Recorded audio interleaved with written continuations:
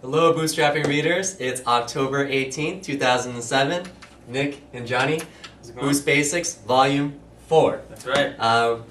Today's topic is based on one of the emails that we got from a client of ours, actually, in the B2B space, and he mentioned how do we take this persona development process that we talked about the last few weeks, and we did use psychology of change management Right. with him and his team, and some of the other things that we've been doing over there in this past few weeks, and how do we apply that in something such as search engine optimization. So Nick is going to run us through an example of how we take persona development into search engine optimization today. Okay, great. So let's go back 2 volumes ago to Boost Basics Volume 2, and let's revisit our persona, Steve. Steve was a business owner, an entrepreneur. He's a very busy person. He's around 45 years old.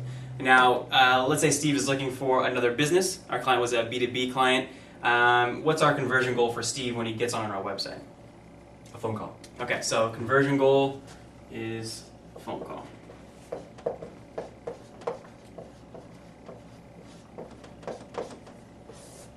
Okay, so obviously when we're talking about SEO, the language is going to be a big part. So let's make sure we highlight specific terms that Steve is going to use when he searches for, say, a company like eBoost. Okay. So why don't you give me a couple that Steve might use? Okay.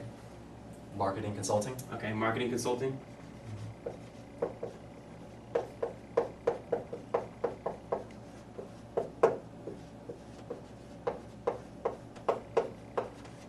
Any others? I think we mentioned that he was relationship focused. Right, okay. So he might want somebody that's local. Local, so he... San Diego. Okay, so he'll use local specific.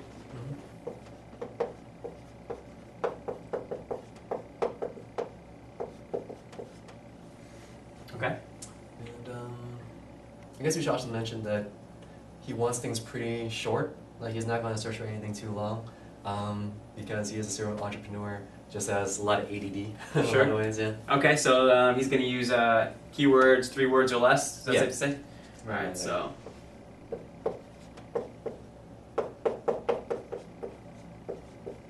Okay, and now let's go back to some of Steve's user behavior. So, Okay. what are some of the characteristics that Steve exhibits online? Steve scans for things. Okay, so he's a scanner. Right.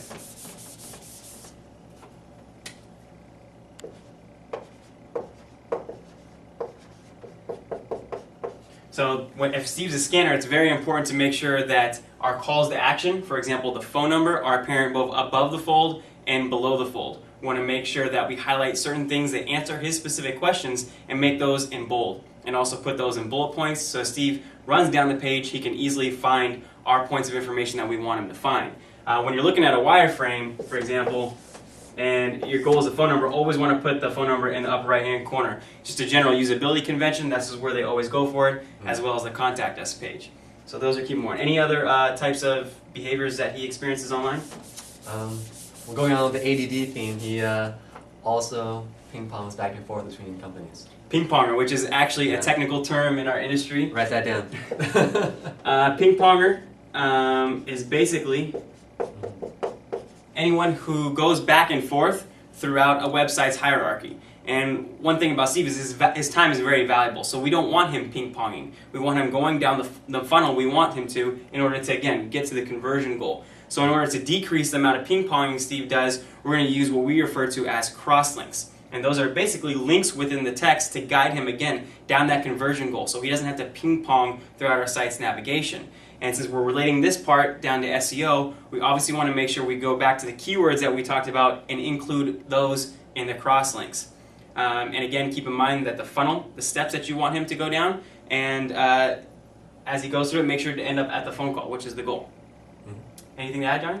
No, that's very comprehensive for Steve, and the reason we say that is if you have another persona that is a little bit more deliberate, or what we use terminology methodical with their process, Right. where they're going to take the time to read a lot of the interior pages of your website, sometimes that conversion of a phone call is going to take a little bit longer, whereas Steve might take 2 or 3 clicks to get to where he needs to be. Sometimes adding 2 to 3 clicks on top of that is actually the more optimal conversion path for another persona that's a little bit more methodical.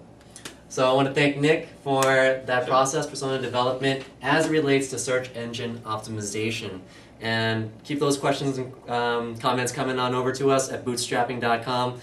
Nick and Johnny at email, or email at us at Nick or Johnny at eboostmarketing.com. And right now, just to wrap up, we're going to show you, introduce one of our Uber consultants over here, Forrest, who's going to run us through what we call here majestic stretching that we do all day throughout the course of a day so that we can stay in the great shape that we are. Forrest? Now there's many forms of majestic stretching that I teach to the eBoost team. One is the bow arch. Pull it back. You gotta hold it. You gotta have it. Okay. Another one is the electric butterfly.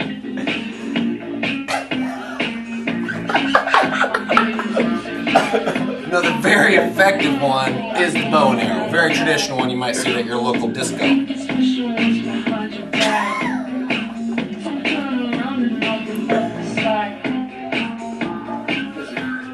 We have the extension, and then we have the hold.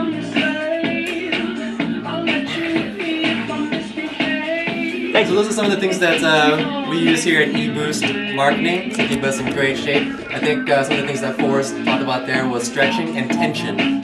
Those are the two things, characteristics of the workouts that we use here at eBoost Marketing on a daily basis. So until next week, keep those questions and answers coming on over to us at eBoost Marketing, and we'll see you here next week with Boost Basics Volume 5.